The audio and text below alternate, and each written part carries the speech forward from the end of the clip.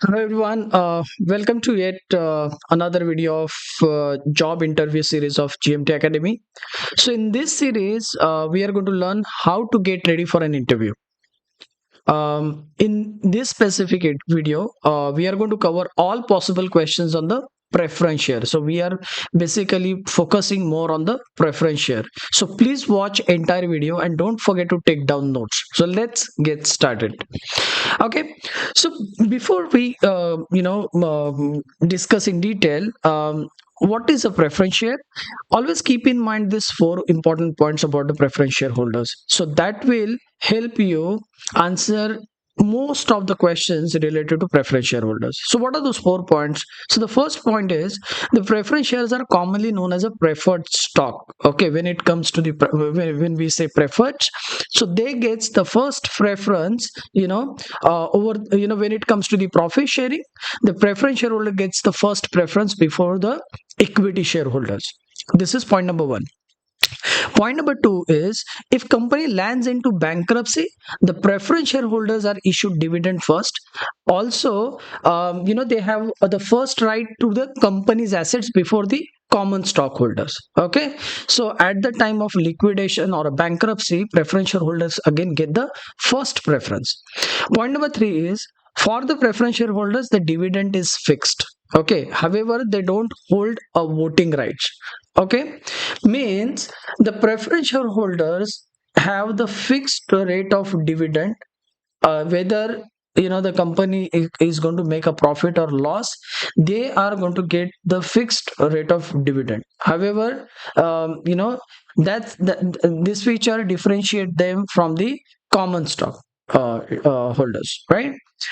Again, as we discussed, right, they don't have they don't hold the voting rights as opposed to the common shareholders. Okay, so dividend on under the last point is the dividend earned on the shares are significantly higher than the ordinary share. Why? Because irrespective whether company is going to make a profit or loss, the preference shareholders are going to get the predetermined rate of dividend, the fixed rate of dividend. And that's the reason, even if in case if the equity shareholder is not going to get dividend in a particular year, the preference shareholder is going to get the the dividend, the fixed rate of dividend. And that's the reason their the dividend earned on these shares are significantly higher than the ordinary shares. Okay, so this will answer most of the questions, right? So let's look at the first question and how we can answer that. So what is a preference share? So preference share, also commonly known as a preferred stock, are a special type of share where dividends are paid to the shareholders prior to the issuance of common stock dividend.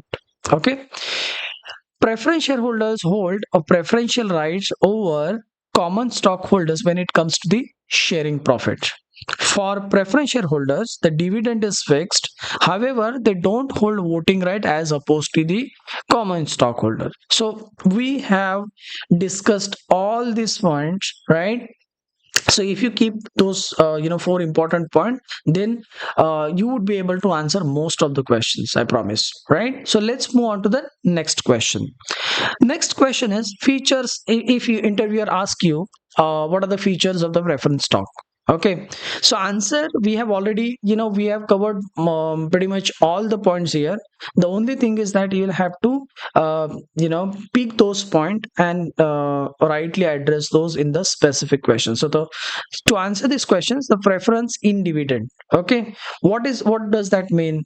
So they gets the first priority, and the rate of dividend is fixed, right? So holder of the preference shareholders have a priority when it comes to receiving dividends, and they receive fixed dividend before any dividends are paid to the common stockholders.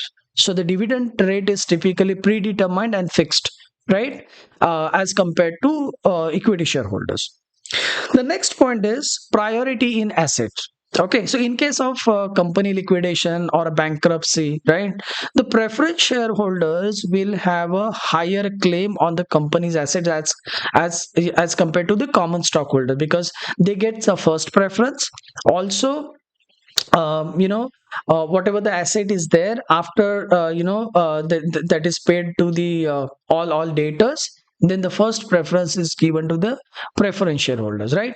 So they paid off before common stock shareholders for the company's remaining asset, and that's the reason they get a higher claim on the company's assets as compared to common stockholder. The next point is non-voting rights. So typically, preference shareholders, they do not have any voting rights. Okay, so do not have voting right in the sense they cannot interfere in the company's decision making process. And this particular point distinguish the preference shareholders from the common shareholders. Okay, now let's move on to the next question. What are the advantages of the preference share? Again, it is the same thing. What are the benefits? The first is they get a regular or fixed income. Okay, because the rate of dividend is predetermined, or it is a fixed, and that's the reason the dividend, whether irrespective whether company is going to make a profit or loss, they are going to get the fixed rate of dividend, right?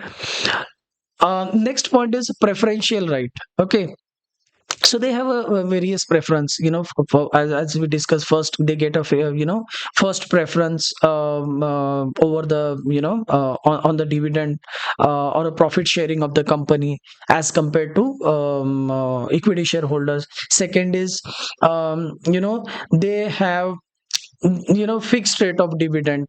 So even if company makes loss, they are going to get the fixed rate of dividend, whatever they have predetermined dividend rate, right?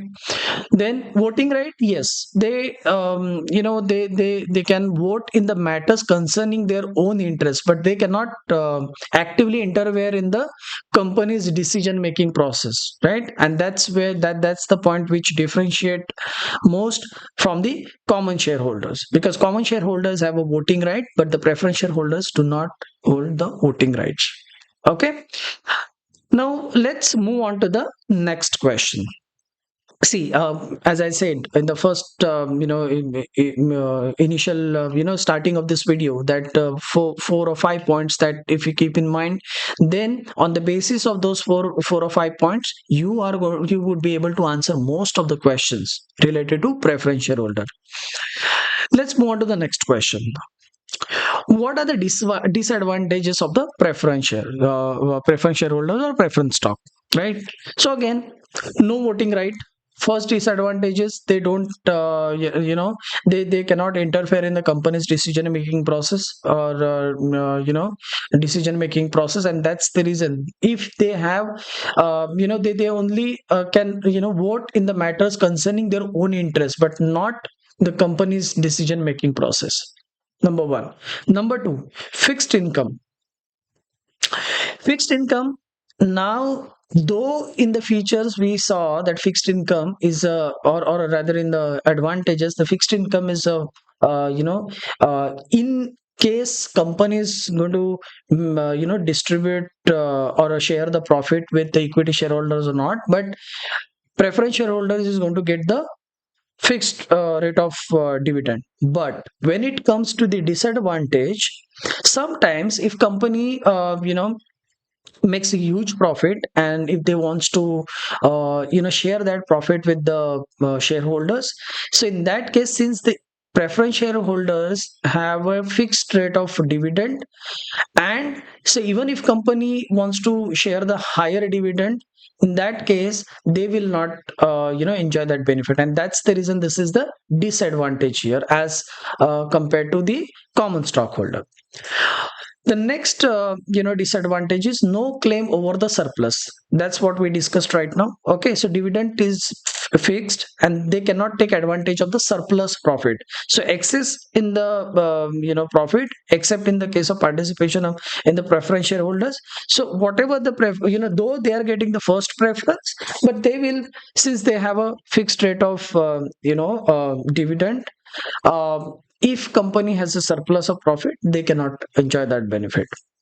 Next is no guarantee over the assets. Okay, the ownership does not guarantee ownership, over any assets of the company. That means when at the time of liquidation, or a bankruptcy, right? At the time, that time, if company wants to pay to its debtors first, so whatever remains, that will be distributed amongst the preference shares and then equity shareholder. And so there is no guarantee of the ownership on any assets of the company, right?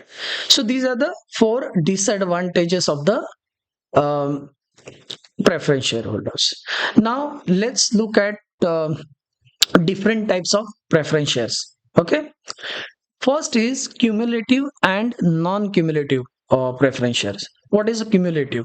So if in case, because in given particular financial year, a company does not make a profit, and if there are huge losses, in that case company would not be in a position to pay the dividends, right? So if those dividends in particular year, if company is not able to pay those dividend, right? So the cumulative preference shareholders will have a benefit here in this case. Like, so the dividend which is not paid in that particular year, the company makes a loss due to loss for that particular year. That particular dividend will get accumulated and paid together in the year company makes the profit. So if in case this year, if company is not going to make a profit, or company is into loss, so that particular the dividend will gets accumulated and paid it together in the next year when a company makes the profit. Okay, but when it comes to the non-cumulative preference share, the preference non-cumulative preference shareholders, they do not get that accumulated dividend, so there is a loss. So if the company is not going to make a profit on that particular year and not declaring the dividend, yes, then that case the non-cumulative preference share will not get that accumulated dividend in the next year. The next types of preference share is redeemable and irredeemable. Redeemable means the share can, shares can be given back to the company at the future date. Okay, that means that those shares can be redeemed. Okay, so if in case, if you want to, take your capital back, right? So you can, you can give those shares back to the company in the future date, right? But when it comes to the irredeemable preference shares, those shares cannot be redeemed. Okay, next type of preference share is convertible and non-convertible. When it comes to the convertible, means shares can be converted to the common stock. Why? Because we have already seen that common stock and the preference stock, they differentiate themselves on certain points. So if in case, at the time of purchasing those shares, preference shares, you will have an option to select whether you want to purchase those convertible or non-convertible.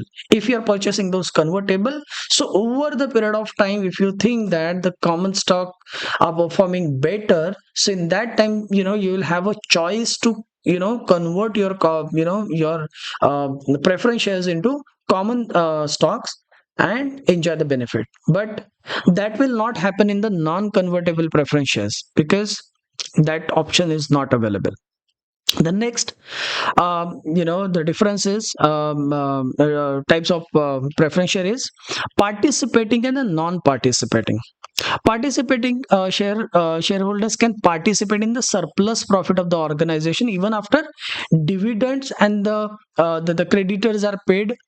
So the same is also applicable in the case of liquidation. So there are two thing. Participating means if you are participating in the, at the time of purchasing the preference shares, if you are selecting this participating preference share, then you will have an option to get a surplus profit, and also at the time of liquidation you will you will get a preference, first preference, right? So but in case of non-participating, the non-participating shareholders will not get those benefits. So this is all about preference shareholders or preference shares. um, we will come up with such more questions, and we'll try to cover as many questions as we can in this series. So thank you for watching this entire video. Please like, subscribe, and do not share, do not forget to share this video with your colleagues. Thank you very much.